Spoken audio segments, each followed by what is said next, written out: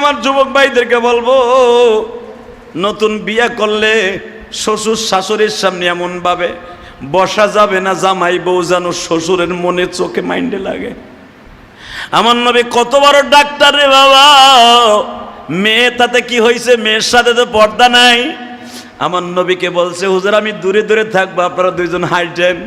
নবী বলেন, না রে আবু বকর, যদিও তোমার মেয়ে এখানে, আমি তোমার মেয়ে আমার স্ত্রী, আমি হলাম তার স্বামী, স্বামী স্ত্রীর ব্যাপারে এখানে বাপ থাকা যাবে না, মাঝখানে শয়তান ঢুকিয়া ধোকা দিয়ে দিতে পারে। কথা বলেন না কেন? বাজান রে, নবী কত বড় দেখেন, কত বড় বৈজ্ঞানিক। মা আয়েশাকে নিয়ে নবী নিজে মাঝে মাঝে বের হতেন, মা সাউদাকে নিয়ে নবী মাঝে মাঝে বের হইতেন, মা খাদিজাকে নিয়ে নবী মাঝে মাঝে বের হতেন হাঁটার জন্য। তাহলে হাঁটা কি শরীরের রোগ? নবী আজ থেকে 1400 বছর আগে বলে নাই? বলেন না কেন? আজকাল ডাক্তাররা বলতেছে এটা আমাদের ফর্মালিটি না, এটা নবীর ফর্মালিটি। কথা বলেন না কেন? মা আয়েশা সিদ্দিকা রাদিয়াল্লাহু তাআলা আনহা বলেন, আমার যখন যৌবন কাল, অর্থাৎ মা আয়েশা যেদিন বালেগ হইলেন, বালেগ হওয়ার আগের থেকেই তো নবীর সাথে বিবাহ হইল। আমার বিশ্ব নবী বলেন, আয়েশা তোমার শরীরটা একটু মোটা হয়ে গেছে। দেখেন আজকের ডাক্তার, আমার নবী 1400 বছর আগে ডাক্তার। ও আয়েশা, তোমার শরীরের মেয়াদ যদি কমাইতে হয় রে আয়েশা, তুমি মোটা হয়ে যাইতেছো। মা আয়েশা বলে, হুজুর আপনি কম খাইতে কইছেন, আমি ডেলি একবার মাত্র 1 ওয়াক্ত খাই, এরপরও শরীর মানে না হুজুর, মোটা হয়ে যাইতাছি। নবী আমার বলে, আয়েশা রে, তোমারে রাত গভীর হইলে গোলা সুট খাওয়াইতে নিয়ে যাম, তোমারে দৌড়াতে নিয়ে যাম। দেখছেন আমার নবীর ঔষধ। আয়েশা, সকালবেলা তোমার দৌড়ানো লাগবে না, রুমের মধ্যে দৌড়াইবা। নবীর হাদিস খুলে দেখেন, বানানো কথা জিহাদি বলে না। মসজিদ নববীর ভিতরে আমার নবী রিয়াজুল জান্নার মধ্যে মাঝে মাঝে পর্দা টানায় দিতেন নবীর বিবিদেরকে হাঁটার জন্য। আলহামদুলিল্লাহ বলেন না? এই জন্য দেখেন এই হাদিসের দ্বারা আপনার বিবির নিয়ে আপনি পর্দার সহিত হাঁটতে পারবেন সাথে।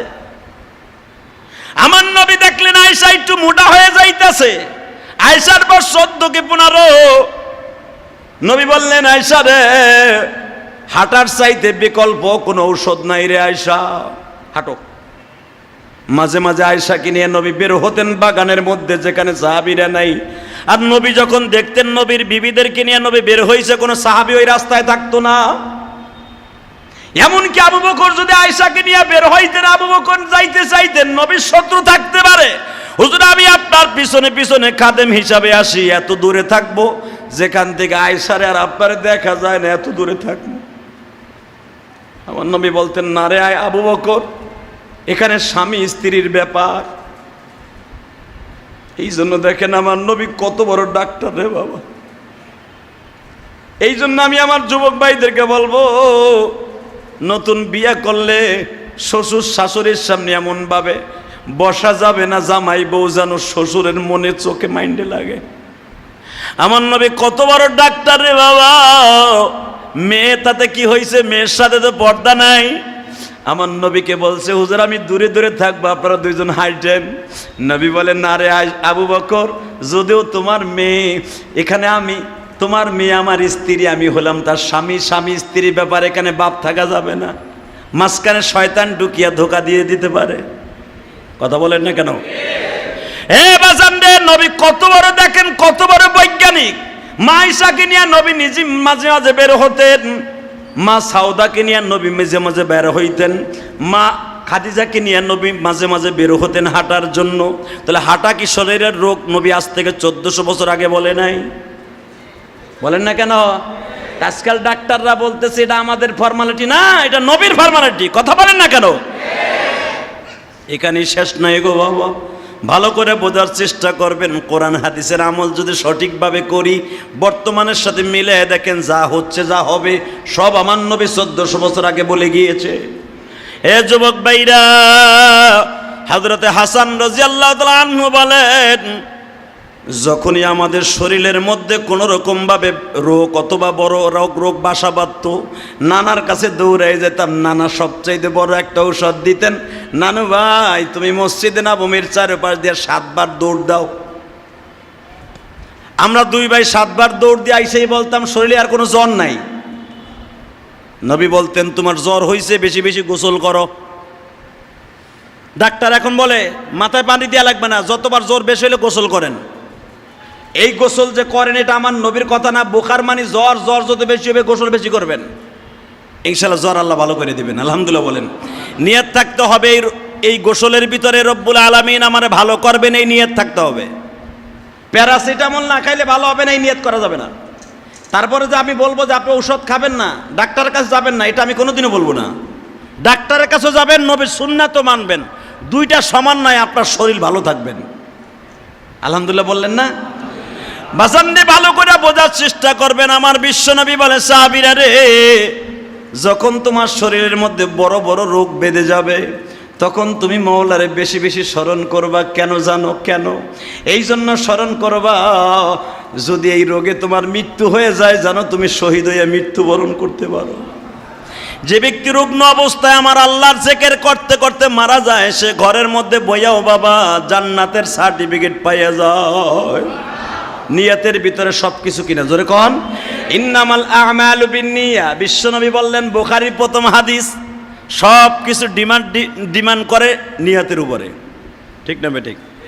নবীর প্রত্যেকটা কথা বর্তমান যা কিছুই দেখেন না কেন, বিজ্ঞান বলেন, ভৌগোলিক বলেন, সব কিছু নবীর কথাগুলো আগের থেকে নবী বলে গেছে। আপনি মানেন বা না মানেন, আমার নবী আজ থেকে 1400 বছর আগে যা বলে গেছে আজকে আপনার আমার জন্য বিজ্ঞান হয়ে গেছে। কথা বলেন না কেন? এই দেখেন আমার নবী বলে গেছে, কেউ যদি একটা হাসি দেয়, হাসি হ্যাচ্ছ আপনি দেন না? মাথা ভার হইলে ঠান্ডা লাগলে হাসি আসে না? আমার নবী বলেন একটা হাসির মধ্যে 130টা রোগ দূর হয়ে যায়। 130টা রোগের ঔষধ হলো একটা হাসি। এই রোগের ঔষধ হবে কখন জানেন? যদি আপনার জবান দিয়ে বের হয়ে যায় আলহামদুলিল্লাহ। হাসি দেওয়ার পরে যদি আপনি বলেন কি, তাও জানেন না, তা কনই নাই মনে হয়। হালাকে আপনি হাসি দিয়ে হ্যাঁ চো, আরে ঠান্ডা লাগছে রে, ঠান্ডা লাগছে এই কথা না বলে আলহামদুলিল্লাহ বলতে পারেন না? আলহামদুলিল্লাহ বললে আপনার শরীরের থেকে 130টা রোগ দূর হয়ে যাবে। আপনি খাবার খাইছেন, দেখেন আমার বিশ্বনবীর আমলের সিস্টেমগুলো দেখেন।